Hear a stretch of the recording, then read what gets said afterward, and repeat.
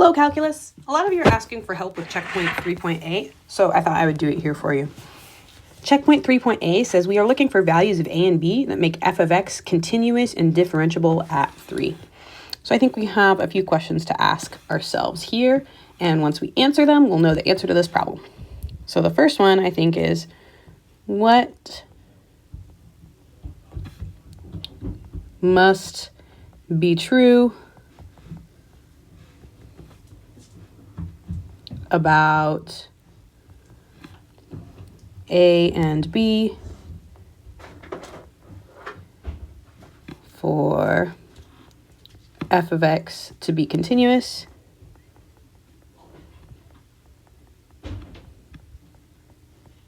and the second is what must be true about a and b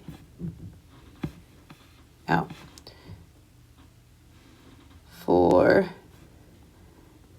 f of x to be differentiable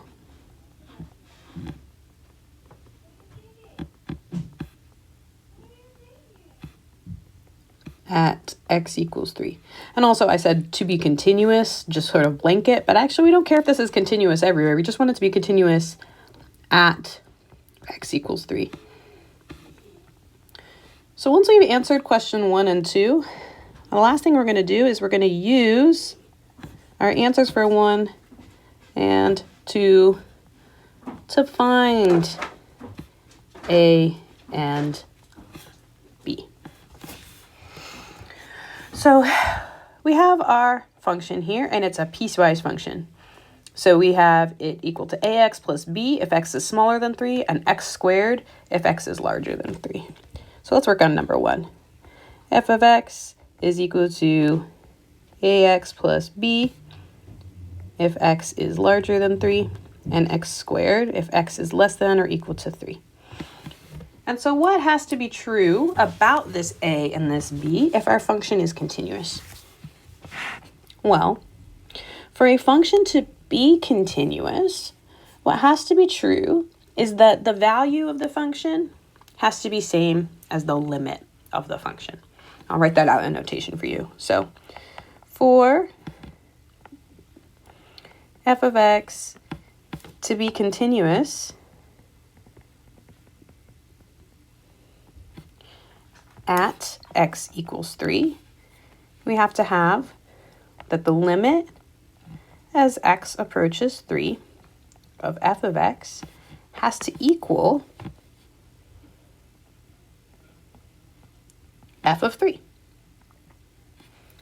And because this is a piecewise function, it's going to take some figuring out to think about what it means as we're approaching 3. So let's look at this right-hand side first. F of 3. Our piecewise definition says that when x is less than or equal to 3, this is what we do to it. So for f of 3, because it's exactly 3, we're going to take it and square it. And that will give us 9.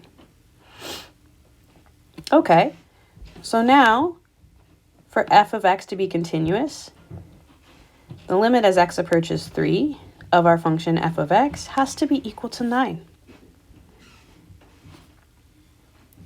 So if this limit is equal to 9, we actually have two cases.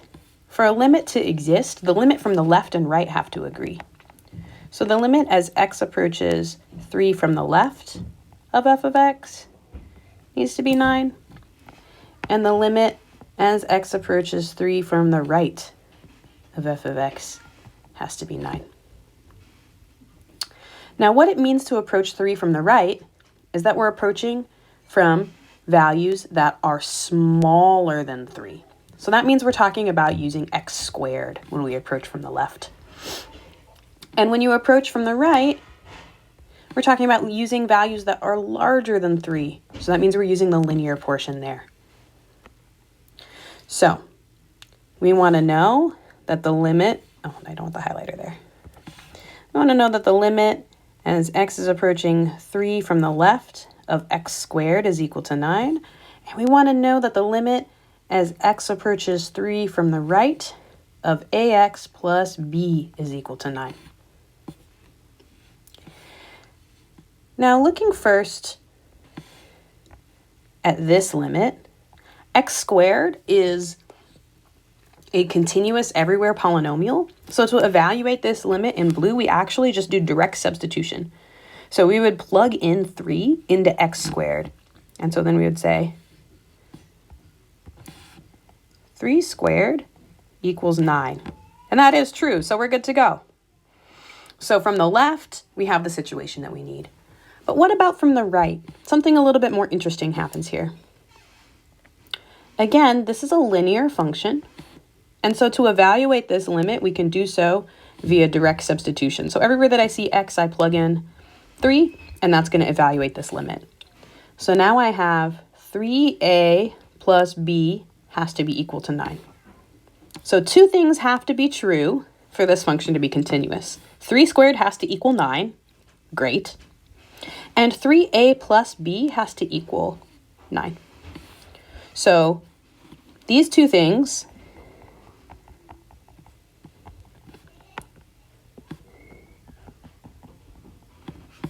must be true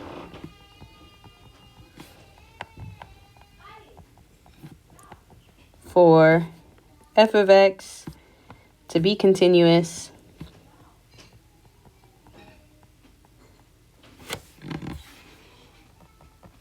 at x equals 3. So that answers our first question. The second thing is we want to know what must be true for f prime of 3 to exist. If f prime of 3 exists, the function is differentiable at that point. If f prime of 3 exists,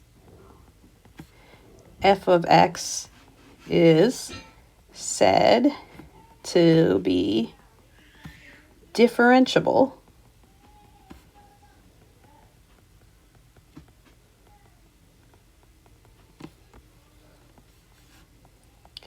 at x equals 3. So for figuring this one out, we have to remember there's a definition that we had before about the derivative at a single point.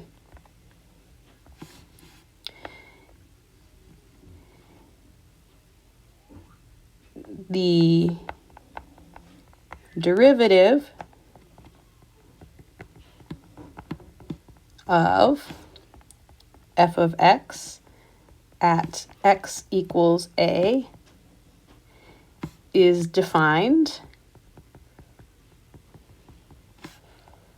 f prime of a is defined by f prime of a equals the limit as x approaches a of f of x minus f of a divided by x minus a, provided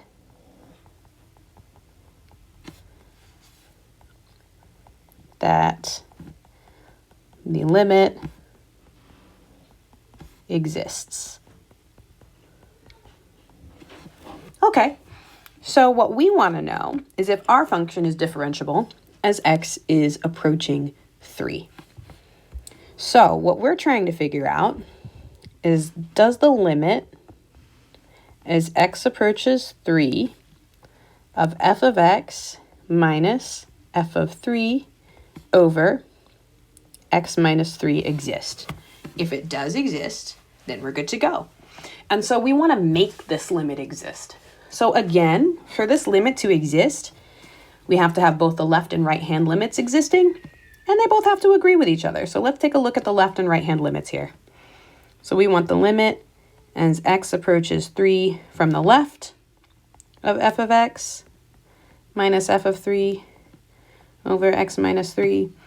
And we want to know the limit as x approaches 3 from the right of f of x minus f of 3 all over x minus 3. And we want these two limits to agree with each other. So again, we have a piecewise function. For values smaller than 3, right? When we're approaching 3 from the left, when values are smaller than 3, it's a linear function. And we're going to be using that definition. We're going to be using f of x is ax plus b. When we're approaching 3 from the right, we're going to be looking at values above 3, larger than 3. So we're going to be using f of x equals x squared. Okay. So let's take a look first at this on the left. We're looking at the limit as x approaches 3 from the left of ax plus b minus a3 plus b all over x minus 3. So this gives us the limit as x approaches 3 of ax plus b minus 3a minus b. And in case you're wondering and you're like, Sarah, where did this come from? I'm using this definition of f of x, and I'm plugging 3 into that for x everywhere that I see x. And we have this all divided by x minus 3. So I have a positive b and a negative b that are going to cancel out. Now I have the limit as x is approaching 3 from the left of ax minus 3a all over x minus 3. And I can say I have the limit as x approaches 3 from the left. And on the numerator, I can factor out a and be left with x minus 3. X minus 3. And these two cancel out. And then when I apply this limit, because a is a constant and it's the only thing remaining, this limit is just equal to a. All right, so that's our limit on the left. But what about this limit on the right here? I want to take the limit as x approaches 3 from the right of f of x, which I'm using my definition is x squared, minus f of 3, which is 9, divided by x minus 3. And then this one is even a little easier to factor, I think. 3 from the right, use my difference of squares property. X minus 3, x plus 3 divided by x minus 3. And then these cancel. The limit as x approaches 3 from the right of x plus 3. And when I plug in, now I can apply this limit. That's going to give me 3 plus 3, which equals 6. But remember, the limit on the left and the limit on the right have to exist for this function to be differentiable at this point. So now I know that my limit on the left of a has to equal my limit on the right of 6. So I know this must be true.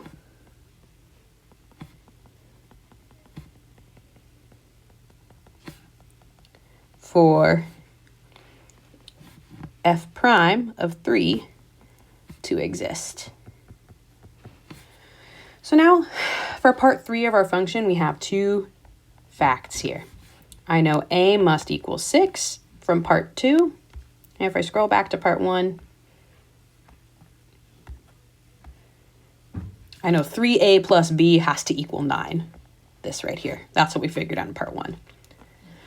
So now I know a has to be 6 and 3a plus b has to be 9. Well, if a has to be 6, I can plug that in here. And I have 3 times 6 plus b must equal 9. So I have 18 plus b, which must be 9, which means that b itself has to be negative 9. So now I know that a is equal to 6 and b is equal to negative 9. These are the values of a and b that make my function differentiable and continuous at that desired point.